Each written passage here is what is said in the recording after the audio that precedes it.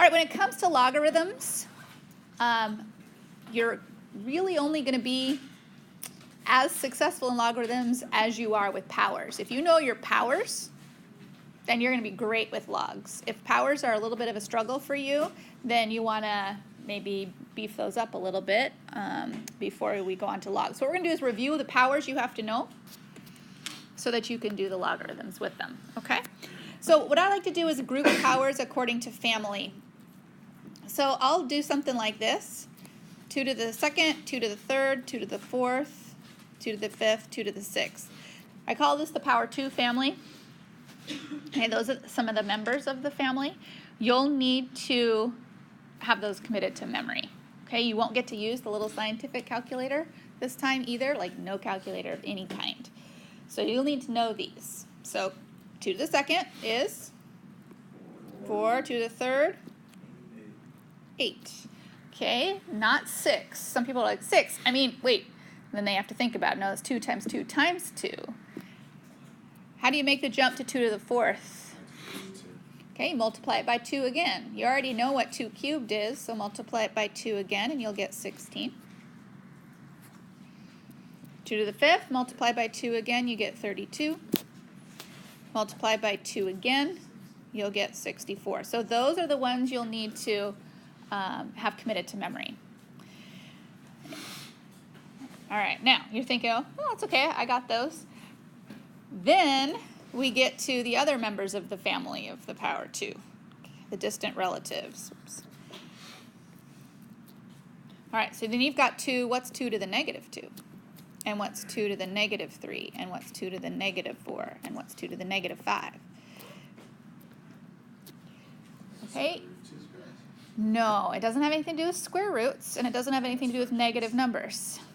Okay, so what it is not is it's not negative 4, and it's not negative 8, and it's not negative 16, etc. None of that is right. Negative powers are not negative numbers. So none of those are right, so we're going to take them all off. Okay, negative powers, and this goes back to like pre-algebra when you learn this for the first time, so it's probably I think time number 4 that you're talking about this.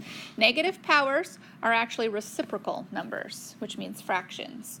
So 2 to the negative 2 does have a 4 in it, but it's 1/4. And 2 to the negative 3 does have an 8 in it, but it's 1/8.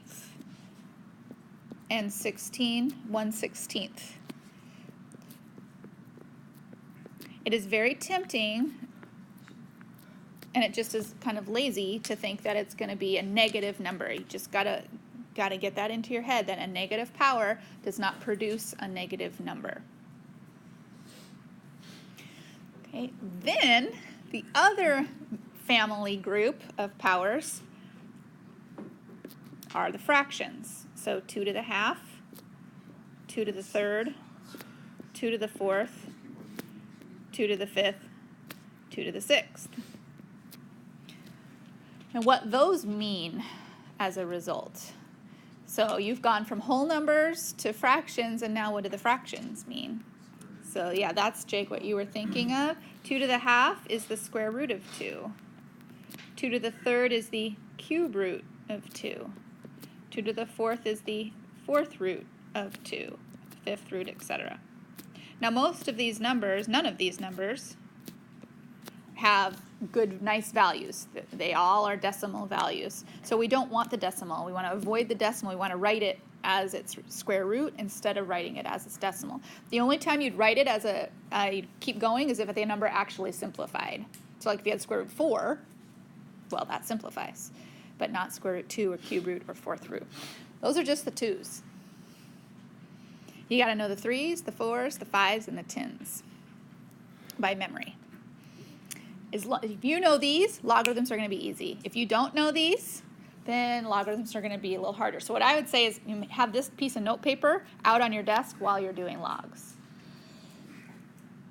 Okay? All of them. All right, these are the 2s. Okay, now we're going to... No, 2s, 3s, 4s, 5s. You mean to the power of this? No, this is the 2s. Now we're going to do the same thing for the 3s and the 4s. All right, let's talk about 3s.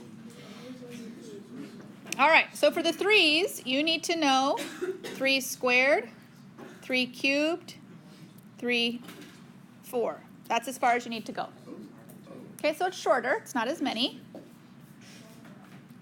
Okay, 3 squared, 9. 3 cubed, 27.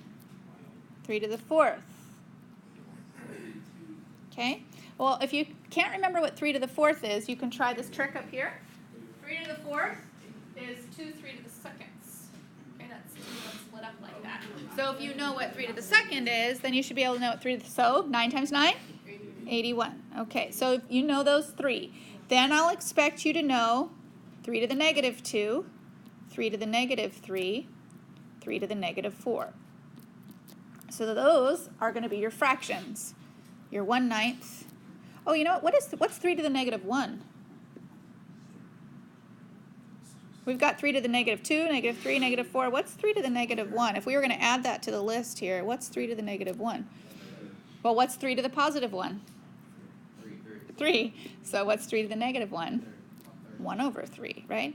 Anything with a negative power is always 1 over. 1 over, 1 over, 1 over, 1 over. So we're at 1 over 3, 1 over 9, 1 over 27, 1 over 81. And then the last column is when you use those fractions, half, third. You should be able to do any of the fractions, fourth, fifth, any of those. Those change into radicals. So 3 to the half is the square root of 3. 3 to the third is the cube root of 3. 3 to the fourth root of 3. So notice where the number is, what part of the number is changing and what part of the number isn't. The number in the radical doesn't change. The number outside of the radical will tell you what kind does. So those are the 3's. You got them for 4's, you got them for 5's, and then I want you to know 10's. So those are the 3's. Again, 4's, you only have to know the first couple. For 2's, you got to know quite a few. You got to know at least up to 2 to the 6th, but for 3's and 4's and 5's, you only have to know to the 4th. All right, so 4 squared is 16. 4 cubed is 64. 4 to the 4th is 256. So you should know the negatives. Does 3 always work the same way, where you could put 3 to the second and just 3? Or like 4 to the second? All right, so then we've got our negatives. So let's do 4 to the negative 1, 4 to the negative 2, 4 to the negative 3, 4 to the negative 4. Remember, a negative is just a 1 over. It's a reciprocal. So 4 to the negative 1 is 1 over 4. 4 to the negative 2 is 1 over 16, 1 over 64, 1 over 256. Then you've got the fractions. 4 to the half, 4 to the third, 1/3, 4 to the 1/4, 4 to the 1/5. This is the first time where you actually can work out the number, because 4 to the half is the square root of 4, and that's the only one of all of those that actually has a reducible value of 2. You're not changing the 4, you're changing the power on the outside. So none of the rest of them are reducible. Only the square root of 4 was reducible. And then you'll have the same thing for the 5's. So 5 squared, 5 cubed, 5 to the 4th. Trust me, once you get these down, it will make logarithms so much easier. 5 second is 25, 125, 625, and you will not have your calculator to do that. These are things you're going to have to commit to memory. It's like multiplying your times tables. So then from there you should be able to do the negatives, and from there you should also be able to do the square roots. And then the last ones you have to commit to memory are the 10's. 10's are easy, because every time you add a power, you just add a 0. 10 to the second means 2 zeros. 10 to the third, 3 zeros. 10 to the fourth, 4 zeros. Because you're just multiplying by 10, which means you're adding a 0. So when you switch to negatives, 10 to the negative 2, 10 to the negative 3, 10 to the negative 4, these are 1/overs. They're 1/over what the original number was, 1/over what the original cube number was, 1/over what the original fourth power was.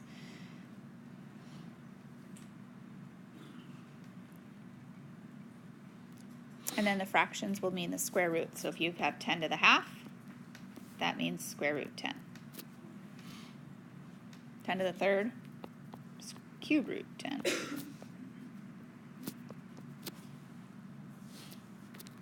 Or do you have any questions about how powers work?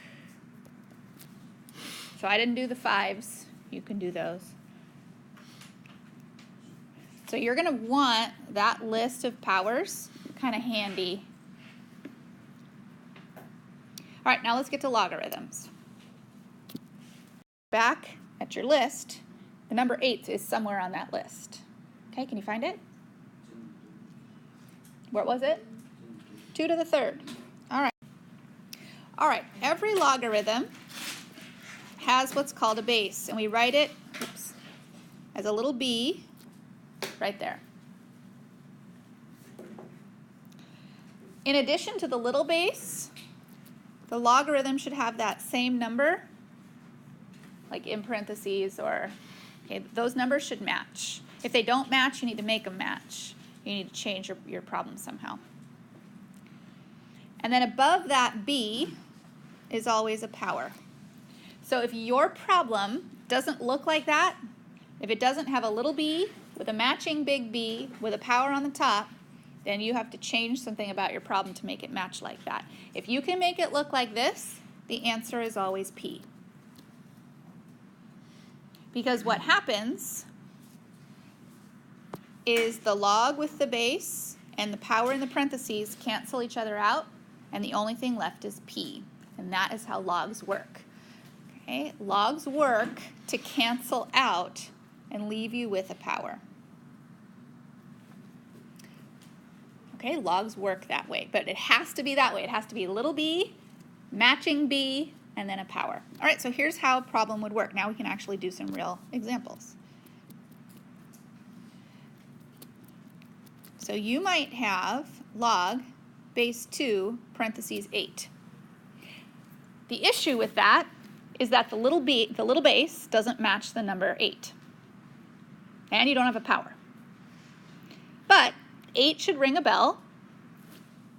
So what you want to do is replace 8 with 2 to the third. Now the little b, the little 2, matches the parentheses 2, so you can cancel them out. Drop them out, you're left with the answer of 3. So all you have to do is make sure that your little b number matches your big B number, and then you're good to go. So we're just going to keep practicing that. Okay, so suppose you have log little 5, 625. So you got to go, okay, they don't match yet. The little 5 doesn't match the 625, but I know 625 was somewhere on my list. So flip your page back, look for the list. Who sees 625 on there? 5 to the 4th. And so you're going to replace the 625 with parentheses 5 to the 4th. Once you do that, and the little 5 matches the big 5, you can drop them out, and the answer is 4. It always will work that way. Okay, how about log base 3 of the number 1/9? Well, the issue is your number 1/9. You're like, okay, I know fractions are somewhere on my list, so I'm going to go back. It's a 1/over number. So what can you replace 1/9 with?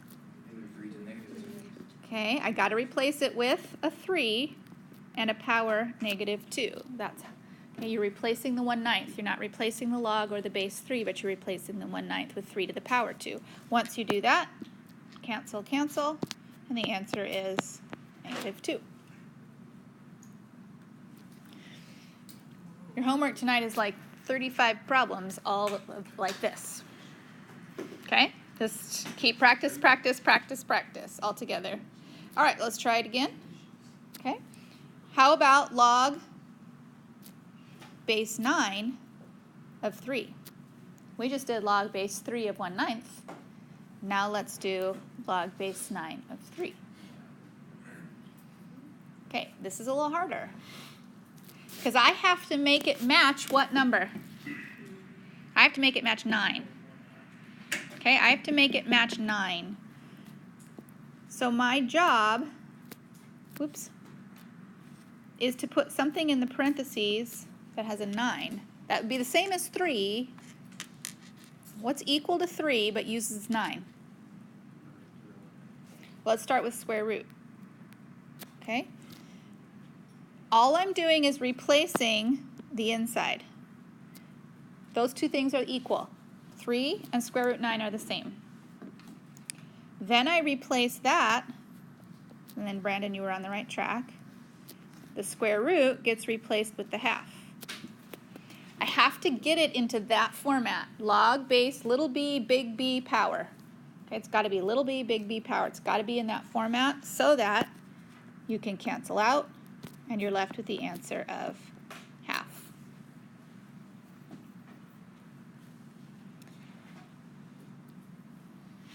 Okay, how about this one? How about log base 6 fraction 1/6? Log base 6 fraction 1/6. So my job,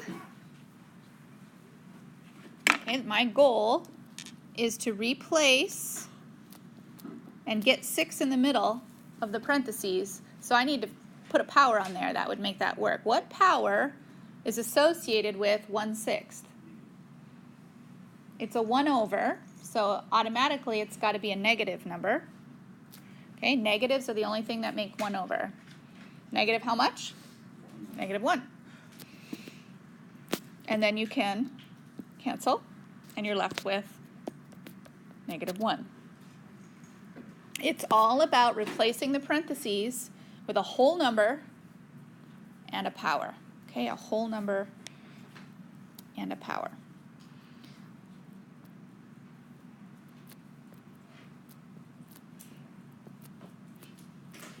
All right, how about this problem? What appears to be missing from that problem? The base. Okay, the base. When the base is missing, you can assume that it's base 10. So you're going to rewrite this with a base 10 and a big 10.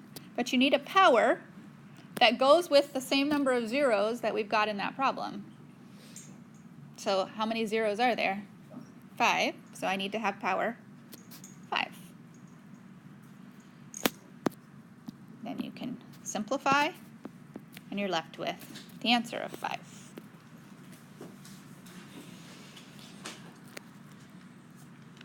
Okay, all right, here's one we have not seen yet.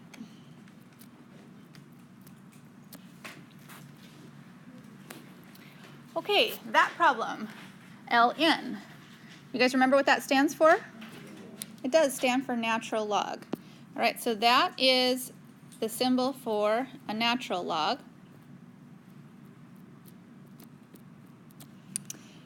But again, my job is to rewrite that so it has a base and a power.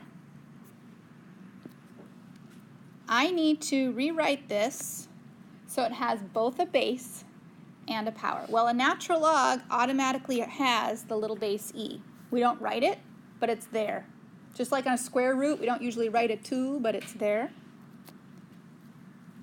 And what's the power on e? Nope, the power on e is 1.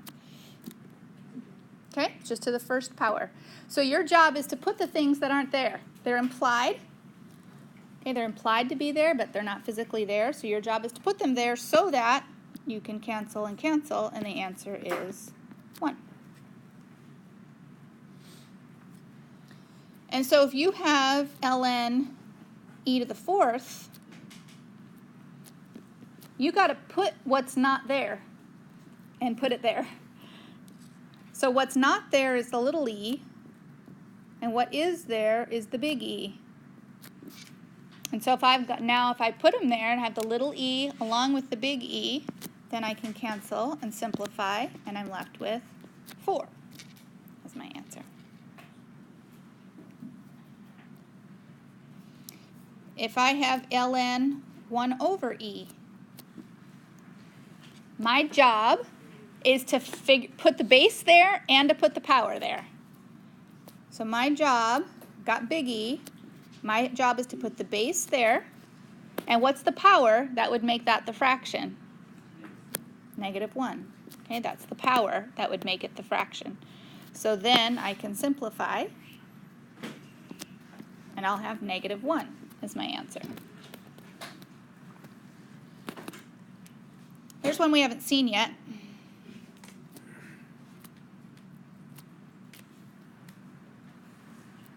Okay. All right, here's one we have not seen. Remember, your job is to make the bottom, base, and the parentheses match.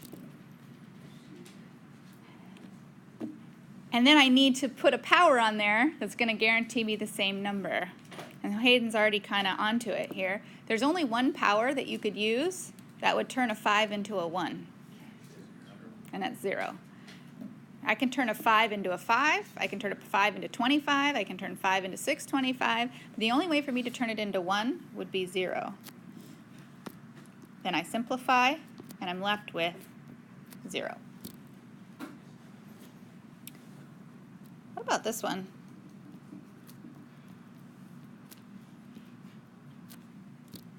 Log 10, 1.3. What's missing? The base. What is the base? Okay, the base is also 10. So I put the 10 there. I already had the 10, and I have a 1.3. It's not meant to be a complicated question. You just input there what belongs there, which is the base 10, and you can simplify, and you're left with 1.3. So this is going to be a whole slew of problems. What I do not want you to give me 1 through 24 and then numbers. I would like to see you write the log with the base and the parentheses and show the reducing for this first assignment. Once we get past the first assignment, then if you can do logs in your head, then you don't need to. But for the first one, I want to just see that you're reducing. Okay?